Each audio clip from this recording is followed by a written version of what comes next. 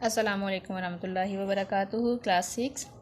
We were reading our lesson number 2, and it's about a boy and two people who just kidnapped that boy, and they have given him the name of Red Chief as he had read here. They kidnapped that boy for the sake of ransom, but later on this boy became a cause of problem to that two people as he was much mischievous boy, and he created many problems for these two persons. And even Bill was worried that maybe nobody will pay ransom for such a mischievous boy, and Sam just give him satisfaction. No, his parents will give the ransom. So now we'll see what happened next in the story. Ain't it awful, Sam?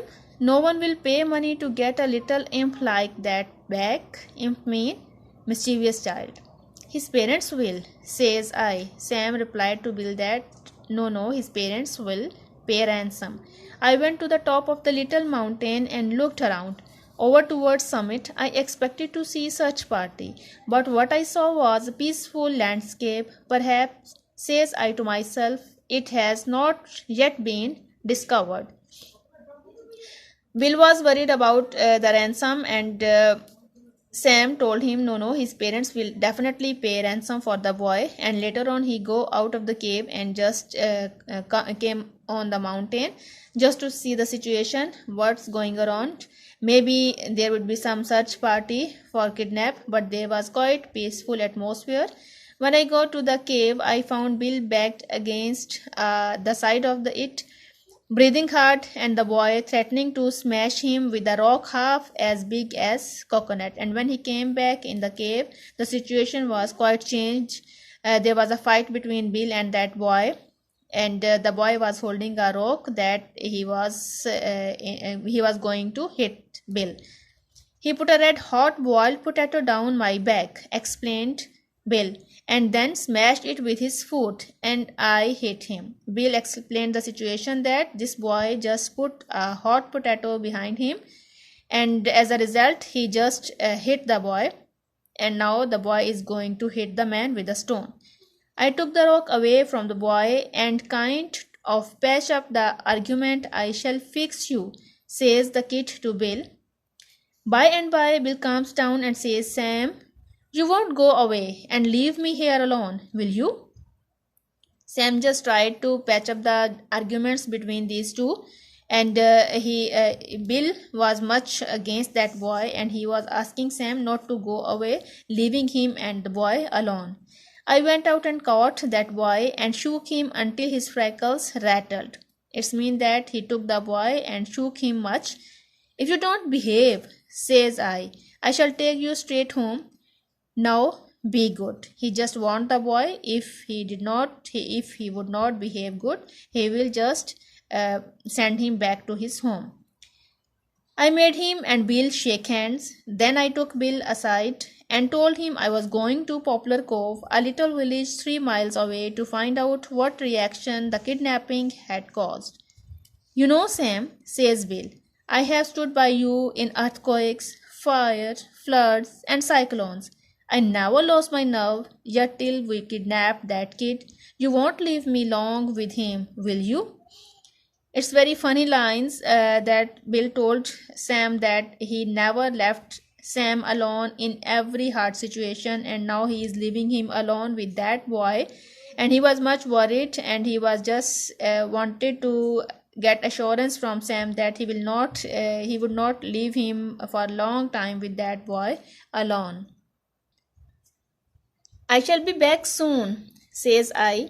You must keep the boy amused till I return. Let's write the letter to Mr. Dorset, demanding the ransom and how it should be paid.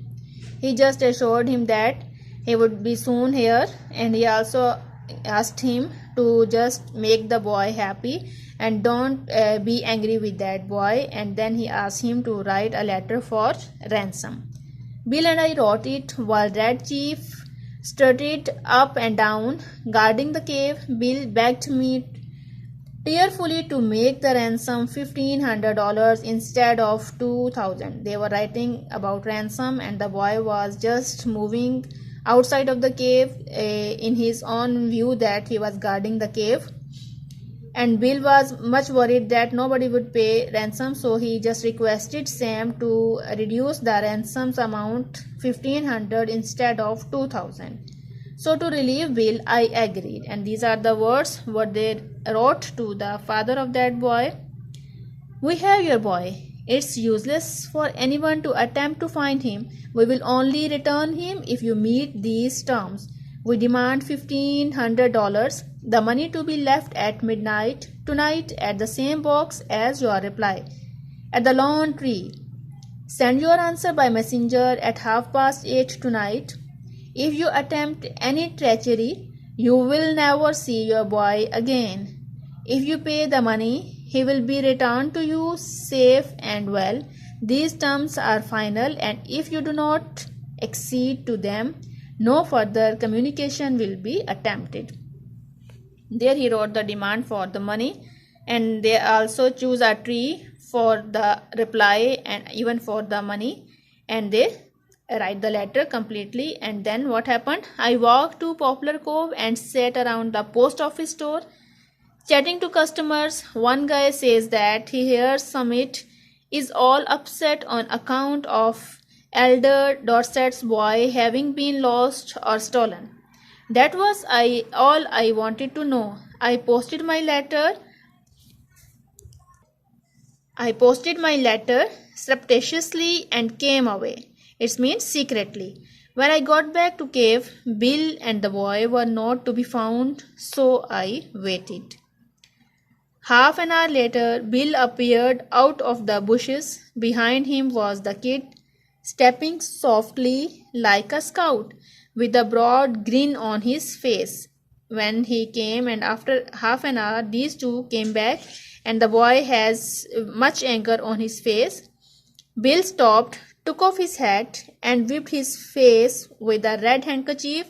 The kid stopped about 8 feet behind him. Sam, says Bill, I'm sorry, but the boy is gone. I have sent him home. I have been subjugated to such awful torture. I reached my limit.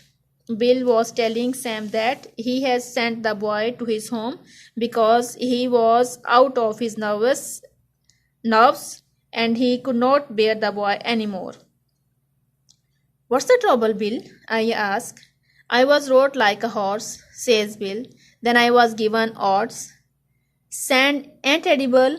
I tell you, Sam, a human can only stand so much. I take him down the mountain. On the way, he hicks and bites, but he is gone. Gone home. I showed him the way. I'm sorry we lose the ransom, but it was either that or me to the madhouse.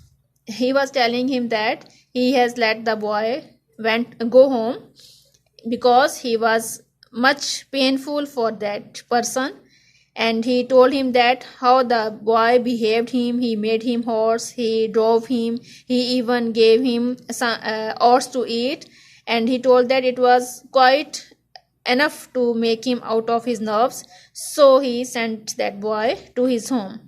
And he also said sorry that now he could not get the ransom. Bill, says I, have a look behind you because the boy was standing behind that person. Bill turns and sees the boy and loses his complexion. His face changed the color and sits down. For an hour I was afraid for his mind, and then I reminded him that we would get the ransom and be off with it by midnight if old Dorset paid up. So Bill braced himself.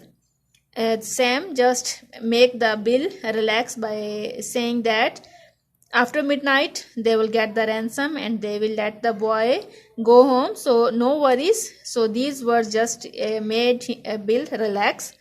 This was my scheme for collecting the ransom without being caught. The tree under which the answer and later the money was to be left was in a wide open area. If any police came, I would see them a mile off. At 8:30, I was well hidden in the tree waiting. Exactly on time, a half-grown boy rides up the road on a bicycle, slips a note into the box, and pedals away again. Actually, Sam was hidden behind the tree waiting for the reply of the father of that boy. And a boy came and he slipped here a letter.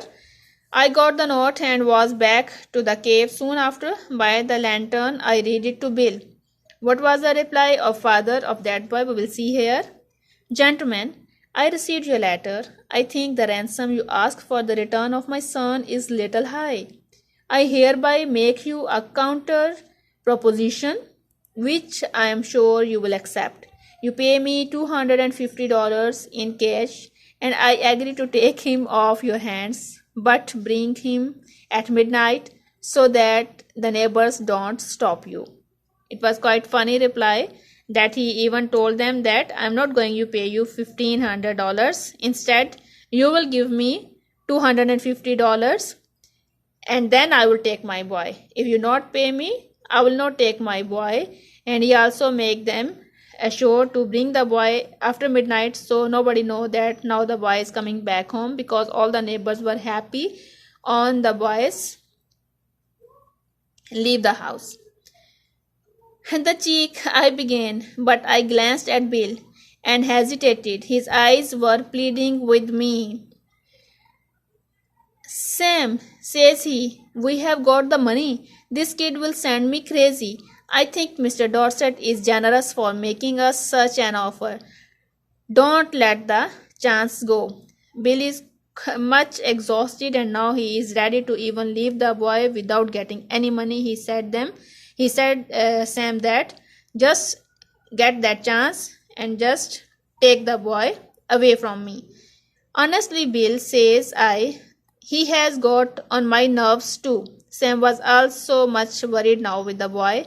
We shall take Dorset's offer and make our get away. Instead of getting ransom, they had to pay now $250.